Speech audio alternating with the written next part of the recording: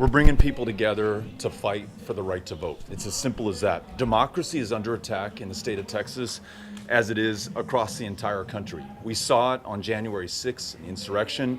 We saw it in Texas with SB 7, which would make it so harder for people across the state, but especially in Harris County and Houston, to vote in the next election. They're going to pass a bill like that unless we step up and speak out, as we're asking people to do here at Finnegan Park in Houston today. And we're going to continue this fight across the state and make sure that we have voting rights in Texas and across the country. You know, you're in Houston, Harris County right now. As you mentioned, this place will be one of the ones hardest hit. That bill really targeted, in a way, at what we were doing here. What impact do you think a law like that will have on Harris County and Houston in particular? You know, a bill like SB 7 will punish the people of Houston, Republicans and Democrats alike. It's going to make it harder for those who work $7.25 an hour jobs, who may be working 2 jobs to make ends meet, and will no longer have 24-hour voting when they get off that second shift in order to cast a ballot. It's going to hurt those in the disability community who are going to have to now have proof of their disability, including veterans who served this country and did so with honor and are now going to be asked to prove their PTSD or traumatic brain injury.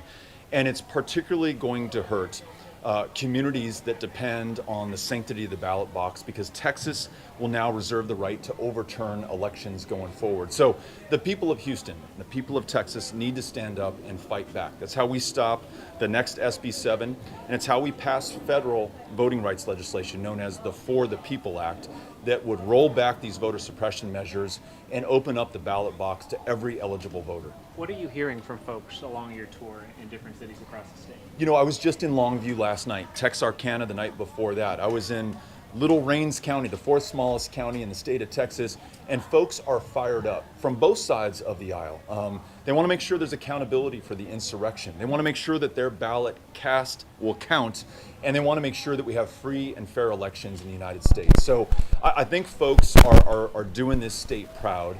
I hope that the legislature is listening to them, and I hope that President Biden and the Democrats in the U.S. Senate, who have the chance to pass voting rights legislation where they're in the majority, take a page out of the Texas Democrats' book, who, even though they were in the political minority, stopped SB 7 during the regular session and gave us a chance to save democracy. One more quick question. You're big on gun control, gun safety measures across the country. That was a big part of your presidential campaign. We just had an awful shooting in Austin yesterday. Do you think laws like that need to be brought back to the forefront as we battle this issue? You know, when we don't have enough voters in Texas who are registered and able to cast a ballot, we get laws like the recently passed permitless carry bill in the state legislature. That's going to make it more dangerous for all of us in Texas. 6,000 licensed to carry a firearm permits were denied last year.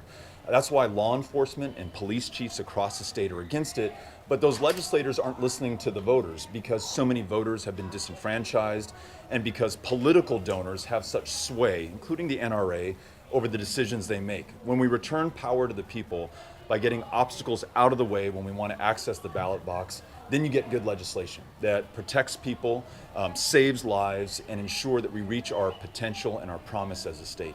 One last question for you. I covered your campaign for the Senate, went to a lot of your rallies when you were meeting voters, and these sorts of events have that sort of feel to it. I know there's reports you're weighing a run for governor. What's your timetable on that decision, and is this a precursor to what we might see on the campaign trail? I want to see this fight for voting rights through to the end.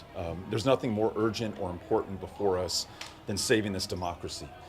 Once we do that, I want to see how else I can serve the people of Texas, whether that's as a candidate or supporting candidates or registering voters or just getting after it across the state, bringing people together from both sides of the aisle. Whatever it takes, I'm in for the distance for Texas. And so I'm going to do my best to help this state one way or another.